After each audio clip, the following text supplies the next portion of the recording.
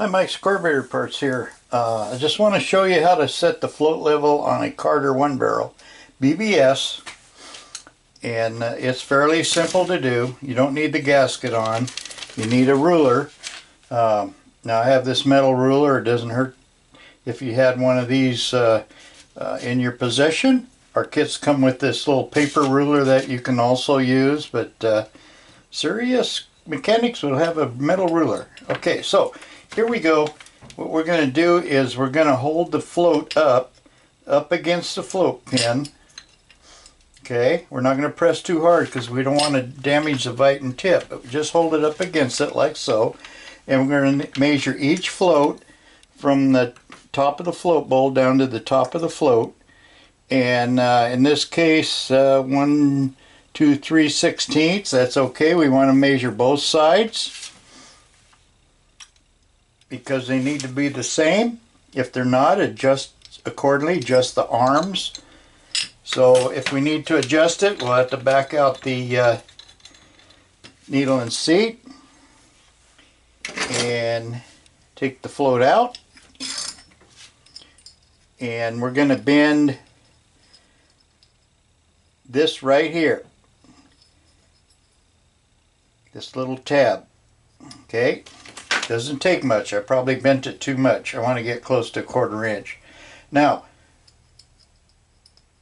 there are a lot of measurements on these depending on your make and model of vehicle. Anywhere from 7/32 to 1/4 inch. Okay, so now we got it back in there. We'll tighten up the needle and seat, and we'll hold the float up against the needle and seat again, and then we're going to measure it again. And okay, I don't think I changed it. I thought I did. Okay, so we'll have to do it again. All right, so again, you hold it up against the needle and seat and measure from the top of the float bowl down to the float, and you want each pontoon the same. Do not adjust it where the solder points are on the pontoons. You could break the solder joint and that'll cause it to leak. Now on the BBS you also have this float retainer that has to go on there. We do carry these in stock. So you want to make sure your float isn't leaking. Now you can shake it, see if there's any gas inside it. However, if the carburetor has been sitting for months, the gas may have evaporated. So what you want to do is heat up a pan of water just prior to boiling, immerse the float in and look for any bubbles. Any bubbles indicates a leak. Okay, if you got a leak, replace the float.